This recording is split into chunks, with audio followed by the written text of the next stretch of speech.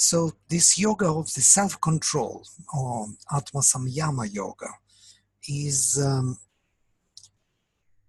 again how to bring the faculties of consciousness under control of Atman, of the real self. So all first 5 chapters were how to disengage those faculties, those indriyas, those senses from the object of sense, how to disengage their attachment to the fruit.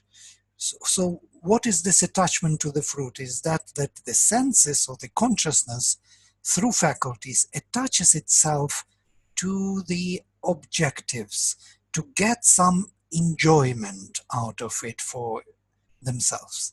So they want to get enjoyment out of life, out of this embodied life. In the absolute sense, they want to get it as they had it when they were free in Purusha. They want to have it here in this manifestation. And since this manifestation is a very narrow spectrum of life, surface, unconscious, darkened, not luminous, not free, conditioned, their absolute desire is causing all these problems, what we have. The games of ego, all misunderstandings, fights, wars, conflicts, and so on and so forth, anxieties, because we cannot get the divine enjoyment out of this narrow spectrum of unconscious living. We cannot, and we won't. Indriyas want, the faculties are looking for it. They remember the absolute Purusha. They want to have it here. So the whole idea was, instead of for them going for this fruit of action, they have to leave fruit of action, the surface phenomenon, and staying on the surface, turn within and reconnect with the inner self, and to bring the joy and the knowledge and light of consciousness to the surface. Then they will fulfill their purpose, their meaning. Their purpose is exactly in that. Hi, Benedetta. The purpose is to bring the inner self to the surface, inner consciousness, inner light to the surface, and in that way to widen the scope of the surface, to increase the consciousness, and by widening that scope, to finally get that delight out of the fruit of action. But they cannot get from the fruit directly by attaching themselves to the fruit. It will be only painful. So the whole idea how to redirect the indriyas, or the faculties of consciousness, to the inner self, and to detach from the fruit of action. Detachment from the fruit is the first condition for them to redirect their look into the inner self, with a view that they have to bring it to the surface, not with a view to disappear in the spirit. Now there are two movements. They can go and disappear in their spirit, have nothing to do with this manifestation. That is not the purpose. That is not the way how they should do it. And that is the Advaitic way, where we leave this manifestation and we go back to Purusha, as if we have nothing to accomplish here. But we have something to accomplish here. We have to bring the spirit to the surface. And once we bring the spirit to the surface, it widens the scope, and we can see that this surface, this phenomenon of life, also is charged with spirit and can be enjoyed in all the multiplicity and all the varieties of manifestation. That is the sacrifice we have to do. Yeah. So this idea of to come under control of the self. So the senses, the faculties have to be under control of the self. Heidi.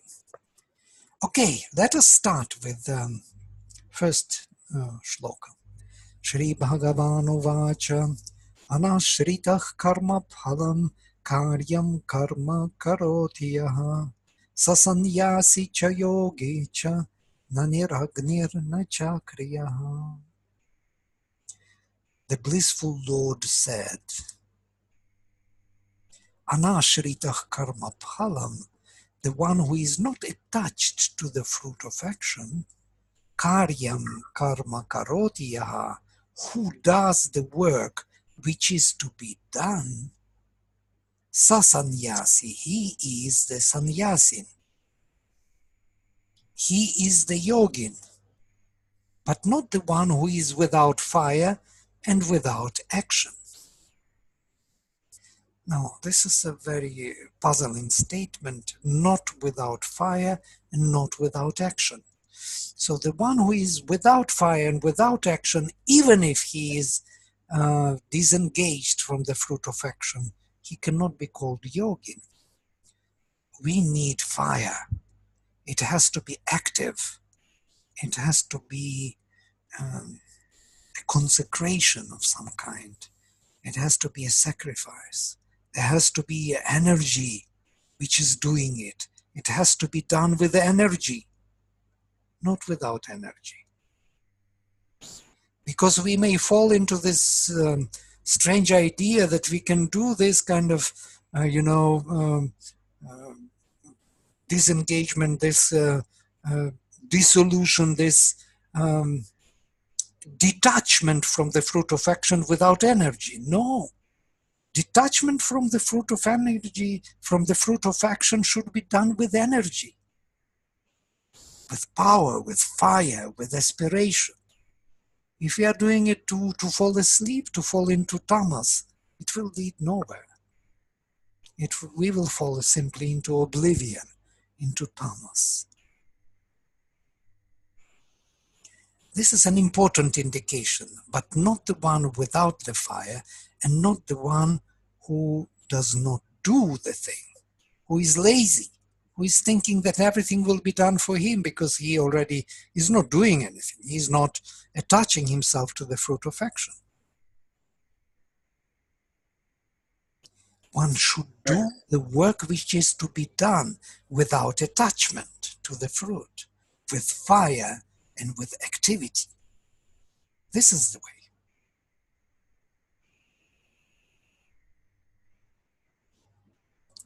It's kind of, we are bewildered by this simple proposition because we are so used to attach ourselves to the fruit of action. It is the very credo of our life. If we don't have the aim of action, why do we do this? If we don't have desire, we are not used to do anything without the desire. We are educated to do everything with desire only. If I don't have the desire, why should I do it? Is it not so? The whole Western civilization is built on desire, worships the desire as the engine of action, egoistic way of wanting something and not wanting something else. And this is how we grew, how we became strong, how we conquered the world, and so on and so forth. But that's how we became totally unhappy and attached to and full of anxieties and full of impossibilities, psychological impossibilities.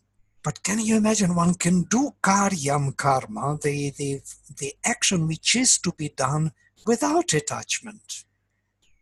What kind of blissful state it could be?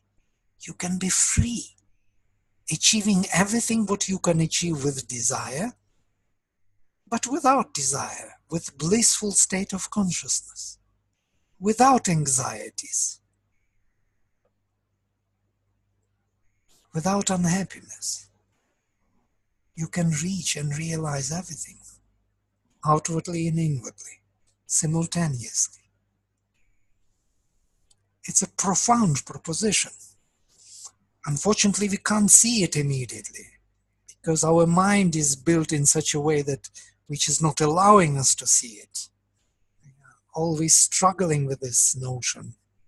How to do action without attachment to the fruit? Why do we need this fruit? We have to attach ourselves, our activities, our consciousness to the self, not to the fruit. The self is to reach out to the fruit through the faculties. The self, the inner self, has to reach out and fulfill all the fruits. That's our major fruit. The fruit is only the context in which the self is to manifest itself. It is an occasion, possibility of the self to be born. So we are reviewing our values. We are re-evaluating our life now. What are we living for? For the fruit? To maintain our properties? We are becoming a device for the properties. Not properties are devices for us anymore. We are to maintain and to serve the properties. We are living for things. Not things are living for us. Don't we see that's reverse? So, Vladimir, if and am I interpreting this correctly that, or could I say that if the desire then actually is the spirit, if we were to relate to that, that is the energy of wanting to experience the fruit. So, so we can almost understand that and transform that, just change our thinking and say, well, when the desire comes up, it's not to get the fruit, but to connect with spirit or ourselves and saying, this is the communication, this is the channel of an opportunity. Correct. The desire is needed, but the desire has to turn to this fire, and we have to use in the faculties of consciousness to turn them towards the inner self. Right. So otherwise they will be turning that fire towards the outer object and create this attachment to the fruit and create all these sufferings which we have from it, all the shortcomings. It becomes a bigger life to experience now. Right. You remember this Tulsidas, when Tulsidas describes a very interesting event in his life. He's going to meet with his wife, and there is the whole poem about it, how he was so longing to meet his wife. He was so longing to her, tender love, and he wanted to embrace her, that he was rushing in the night through the forest. He mistook the snake for the rope, and he was climbing the snake. He was crossing the forest, falling into the traps and wolves and all kind of stories. And then finally he comes through the window to the house, to his wife, to meet his eye, and he says, I wanted you so much, I love you so much. And he tells her what he went through, and she tells him, if you would want so much the divine, you would already realize the divine. And from that time on he understood, this is true.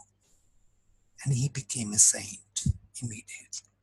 One word of his wife. Because he experienced. The wife was ready. Yeah? The wife was ready. Wife was the divine already, telling him the way. And that's how he became a saint. He became a saint listening to this one phrase of his wife.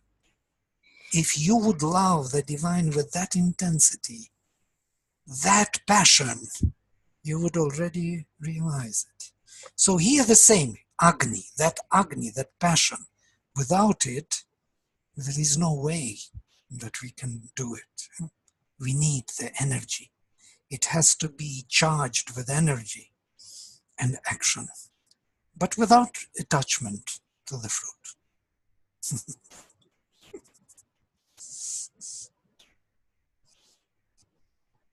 Not to get too far off subject, but if you were to, like that, what the wife said, if you were to want the divine like that, So the divine, is that, that's, I always have a trouble with that. It's the divine. Is that the energy that is that a beginning place for me to start, is to look at that desire, that is the energy, and I follow that energy and I can follow it to the divine. Right. What is the divine in this case? It is something which we have to want more than our life. That right. We can go through all the risks, through all the ordeals, and still, have this passionate love and aspiration. Right. Well, it is a little exaggerated here, but it can work for some people. Because there is a problem with this passionate love. It cannot be sustained for too long. It always bounces back. It's better this calm psychic aspiration for the divine, which has no passion of that kind. But some people may use that energy, may use it also, as Tulsidas used. It's not for everyone, because it cannot be sustained on the long run, and then we fall back with all the consequences. What this fallback means, we rebel against the divine. We become, we complain, or we curse.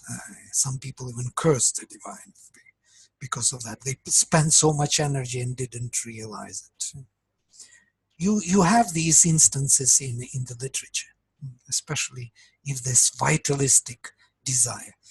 Augustine suggests never to come to the divine with this vitalistic desire, because it is not true aspiration, and it will lead only to the disaster. He says, if you come with that desire to realize the bliss of the divine, if you are searching for the bliss, you want to feed your senses with this, it will lead you only to hell. And he is right. Mainly it is the way to hell. Because real aspiration is very calm, is psychic. It has no passion of the vital. But still, fire is needed. If fire is not there, that psychic fire, let us say, purified, sublime fire, peaceful fire, fire without smoke, as it were, then it would be very difficult to maintain this path. So, shloka number 2. Yam sanyasam iti prahur yogam tam vidhipa dava. Nahyasam yasta samkalpo yogi bhavati kashchana. What they called renunciation sannyasa, know that to be in truth yoga. So sannyasa is detachment from the fruit of action, and that is indeed yoga, if you do the action, of course. Upandava. For none becomes a yogin, there is no yogi bhavati, who has not renounced the desire will in the mind. Sankalpa, who did not renounce the intentions, the egoistic personal preferences. So there is no yogin who did not renounce his preferences. Very simple definition. And we can see how many preferences we have all the time. We have the whole list of preferences. I can read non-stop for several hours what I would like to have and how I would like to be. Even in spiritual sense. I would like to be this and I would like to be that. All these preferences are blocking me away from a real realization of myself.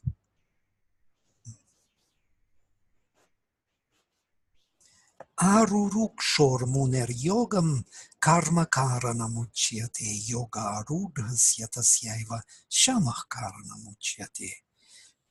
For a sage who is ascending the hill, Aruruksha. Arurukshu is the one who wants to ascend.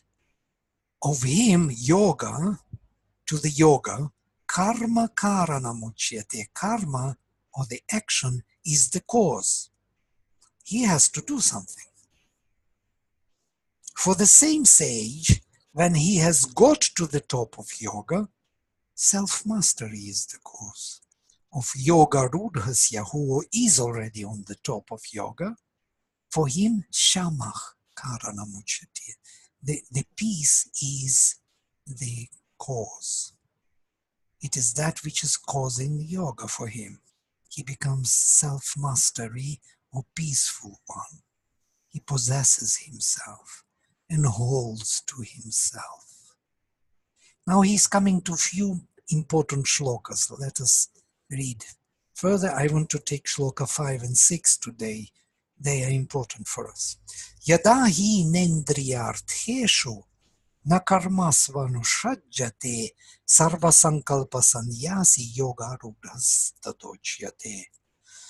When one does not get attached to the object of sense or to works and has renounced all will or desire in the mind, then is he said to have ascended to the top of yoga. Now look, it is the definition of karma yoga in one verse. The one who is free from the attachment to the object of sense, to the works, that means the preferable works, and who renounced all will and desire in the mind. Sarva sankalpa, all preferences, sannyasi, who renounced. That is on the top of yoga. Now we have three definitions. Disengagement from the object of sense, that means there is no karma phalam, there is no fruit of action. Disengagement from the modality of action, you are not preferring this way to do or that way to do. Any way to do, any activity, any kind of activity you can take without preference. Not that you like this type of activity and dislike that way of doing it. You can do anyway, without attachment, without a preference. And the third, the freedom from desire, of being the actor, freedom from actor. Now, three freedoms: freedom from fruit of action, freedom from activity, and freedom from actor. This is the full set of karma yoga. First, you Excuse become me, the third freedom is freedom from actor, from the one who acts. Because sankalpa is intention, creates in us the idea of actor, that we act. Now, this is the most difficult. This is the last one. The first step is to disengage from the fruit. So to say, we are not following the outer fruit. We are seeking for the inner self. Then there will be a modality of activity. I like to read Sanskrit. I like to read Vedas and Gita. I don't like to work in the garden. I don't like to work in the in the shopping center. I don't like to work in the sun outside, sweeping the floor. I don't like so many things, it seems. Yeah? I prefer certain actions to other actions. It's not about what I do, it's about the preference in me. Preference for action. Preference not for the fruit anymore, but for activity. This has to be also freedom, the second type. And the third one, I have the preference in general, the intention to be something, to do something. The intention has to be renounced. And that will bring the freedom from actor. and then I'm free.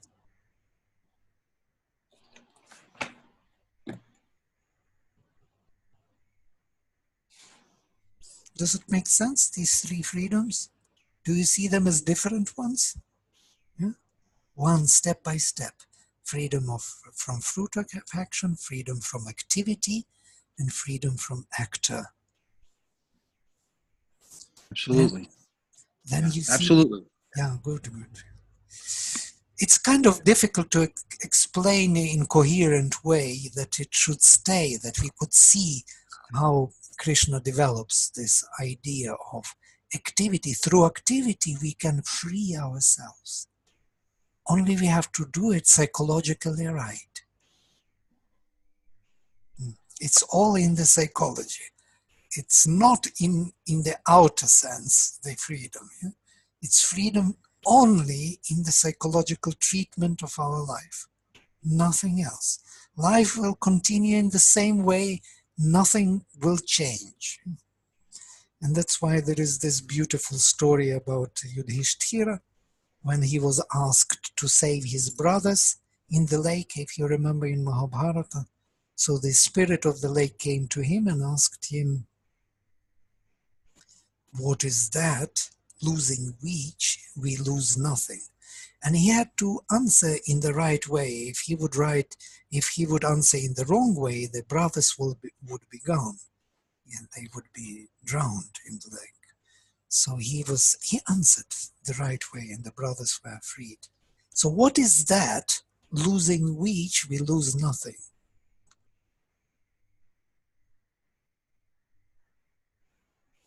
And he answered, the desire. The desire is that, losing which we lose nothing.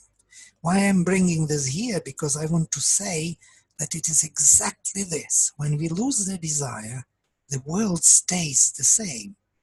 We do the same, only the desire is not there. We are much more efficient.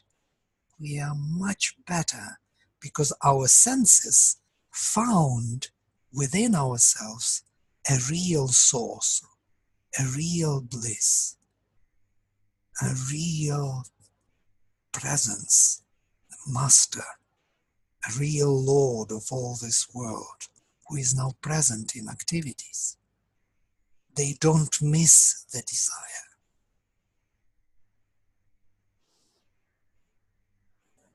But of course, to find that thing, we have to renounce the desire first. Right. And the desire cannot go very easily. Yeah? So, and here, these two shlokas, I wanted to take it today. Uddharet atmanatmanam natmanam avasadayet. Atmaiva yatmano bandhur. Atmaiva ripuch atmanah. I will translate myself. Uddharet, one should raise oneself, atmanam, oneself, atmana, by oneself. One should raise oneself by oneself. Natmanam avasadayat. One should not put oneself down by oneself. Atmaiva yatmano bandhu, because it is the self who is friend to oneself. It is oneself who is friend to oneself. It is you who is friend to yourself. Atmaiva ripuch atmanach. It is the self who is the enemy to oneself. Now I will read how Sri Aurobindo is writing, or maybe on his basis. By the self thou shouldst deliver the self. Thou shouldst not depress and cast down the self, whether by self-indulgence or suppression. For the self is the friend to the self, and the self is the enemy. Now, with this Atman, one can translate it as oneself. I should raise myself by myself. I should not put down myself by myself. Because I am myself a friend to myself, and I am the enemy to myself also. So I can be enemy and I can be a friend. And on that ground, I behave as if I am an enemy to myself, or as if I am a friend to myself. Now, if we imagine that that self, Atman, is our real true self, then this other self, which is lost in this world, can be a friend to that inner self, or can be an enemy to that inner self. If I am a friend to my inner self, then I will raise myself. But if I am putting myself down, then I am an enemy to myself.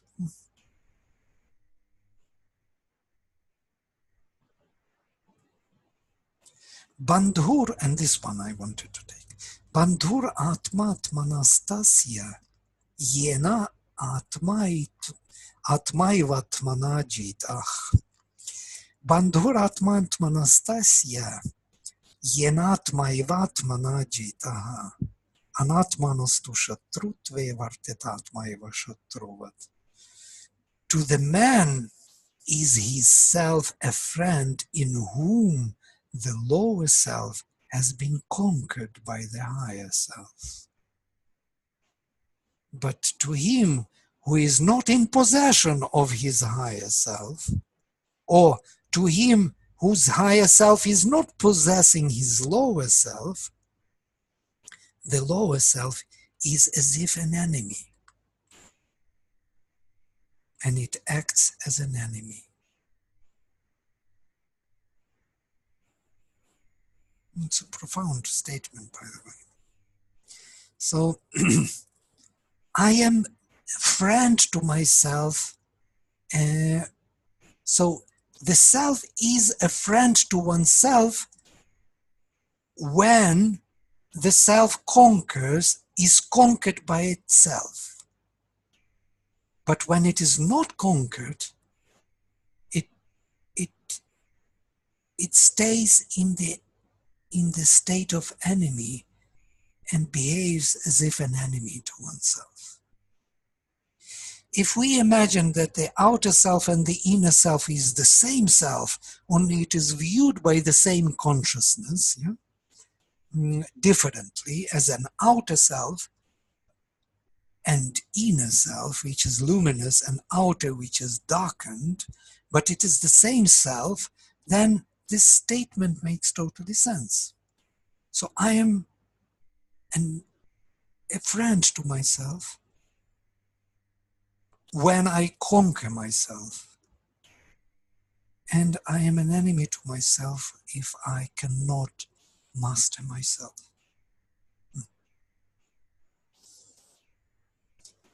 It sounds very simplistic, but there is a depth in it, because there are two poises of the self, the outer and the inner. It's by the inner self that the outer is conquered. And once it is not conquered, then the outer selves become an enemy, and it will not allow me to discover the inner self. It will block me away. It will hold me in this imprisonment.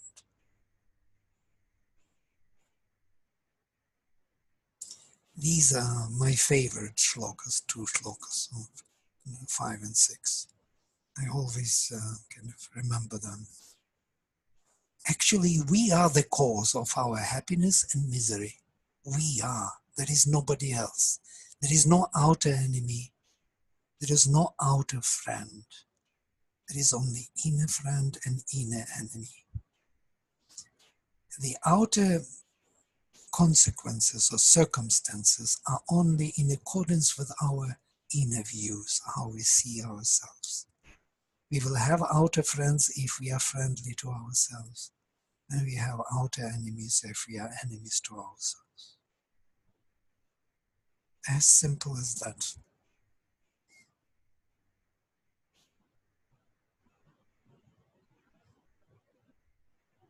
So we can pull ourselves out. Yeah. Exactly. I understand that very well. Mm. Yeah. Yes, I will say that this week someone in my family is struggling with that very issue. Of course, at 19, that can be very difficult because one has lived long enough to have some karma from being an enemy of oneself. Yeah, we know how to be an enemy of ourselves. We know very well how to do it. All our life we are doing it, and we are hitting ourselves non-stop until we finish ourselves. And there is no way out for us. And then we complain about others and that others created for us these circumstances. But everything is in our hands. If we want to be free, we have this opportunity. There is the text in front of us. It says what to do. Why don't we do it? It's very simple. Instruction is simple. Just do it.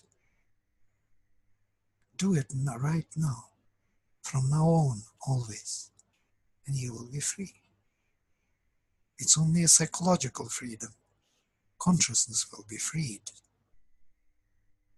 Nothing will change outside. You only will be happy and fulfilled. And then slowly outside will change.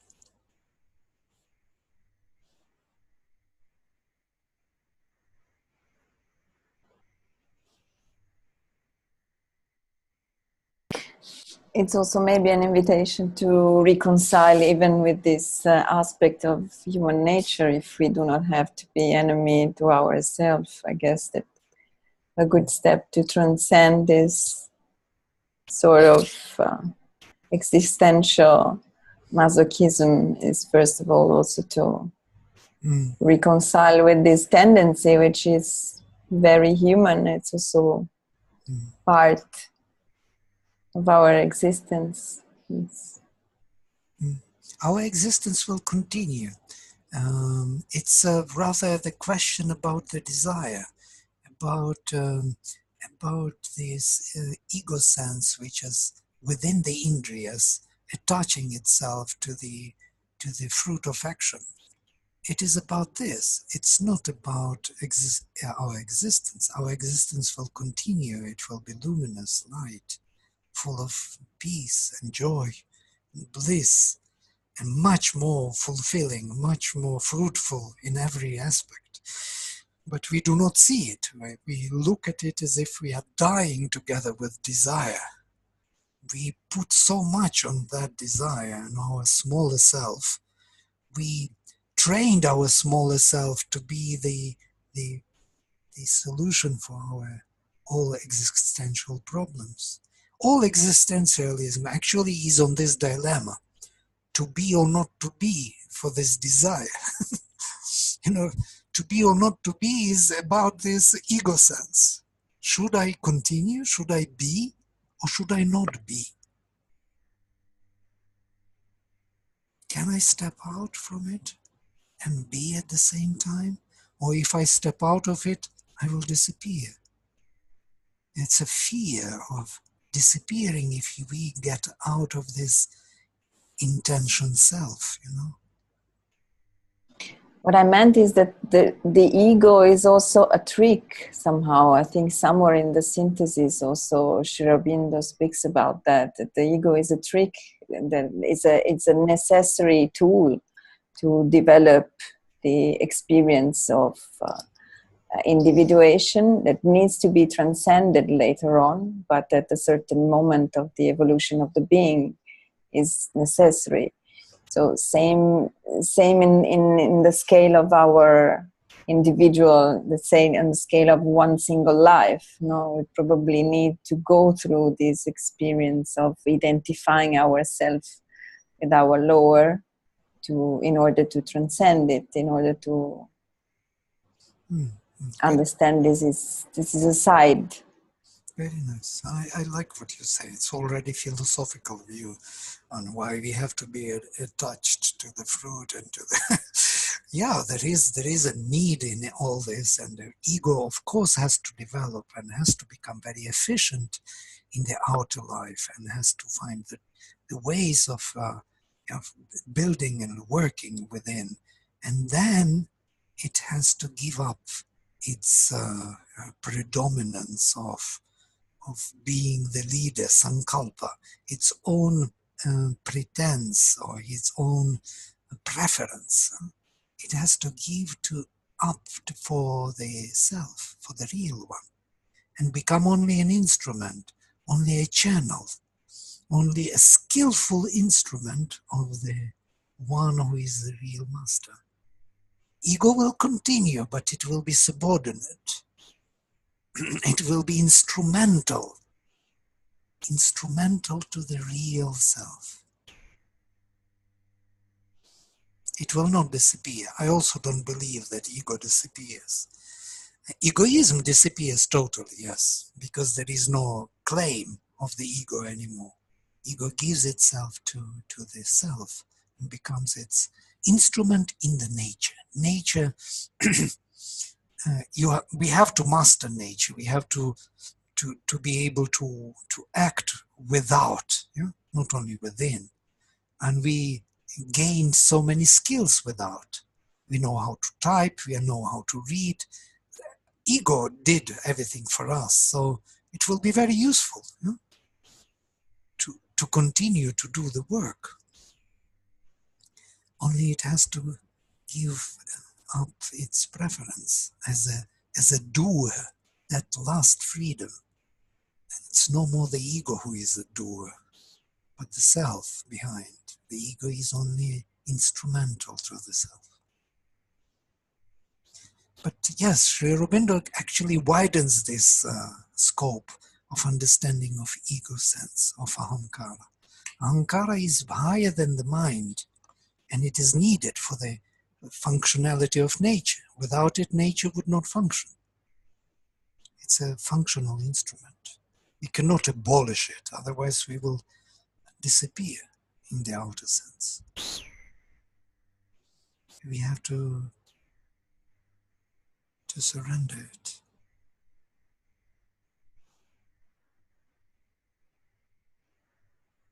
And somewhere even Sri Aurobindo says he is not sure that ego will disappear altogether, because people speak about mukti as if disappearance of ego, yeah, it will be totally dissolved. He says that he does not believe in it because and he does not believe that the soul who is mukta will disappear and dissolve itself in the Brahman, because the whole idea was of that spirit to come here for the embodiment, and the souls were the agents, and these agents individualized, so to say, poises of consciousness for its multitude creation will require the ego for the action within nature. They will require this. So the idea that we will go and dissolve ourselves is very problematic. We will dissolve for a while, we will rest, but then the intention of the spirit is to come back and to embody itself, to manifest itself. So since we agreed to do it, since we are instrumental to that spirit, we will fall back again. Yeah? So there is no way out for us. That's what I want to say. We will have to master this. We will have to become free.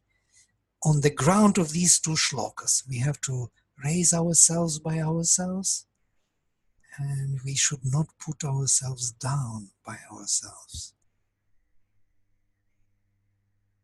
And we should become friends to ourselves, being conquered by ourselves. We should conquer ourselves.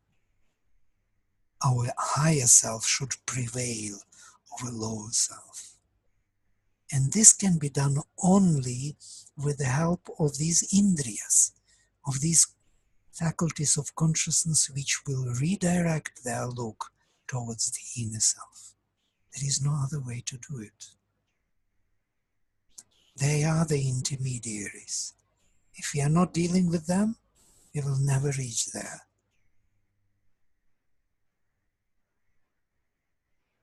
And this was the basis of that ancient yoga.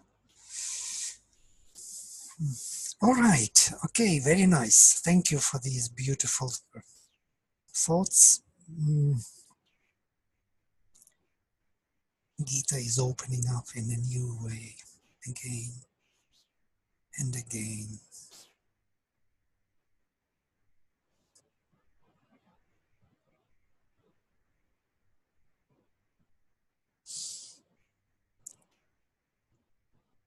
Maybe, Benedetta, you meant something else about existentialism, because I turned again immediately into existentialism because I loved existentialism. I grew up from it. You know, it was my first entry into spirituality.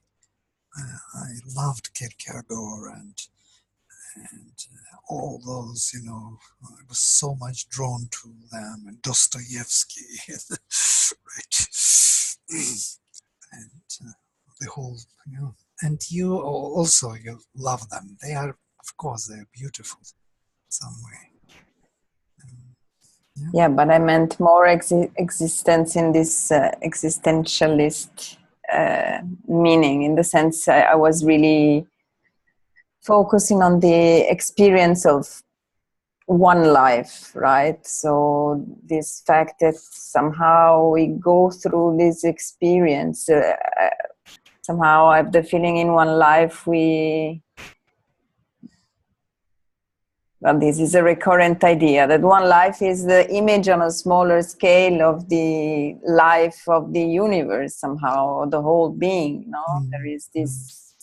So the idea was that sometimes also, this was also quite practically rooted in some personal reflections, that sometimes we point the finger a little bit against ourselves because we identify with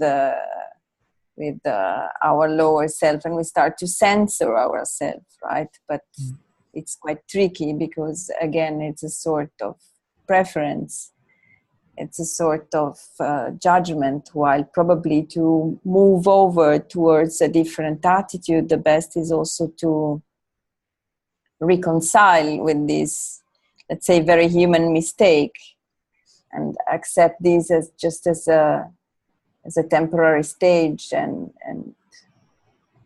somehow have compassion for ourselves, no, not to blame ourselves, not to put ourselves down, in another meaning, you know, not to.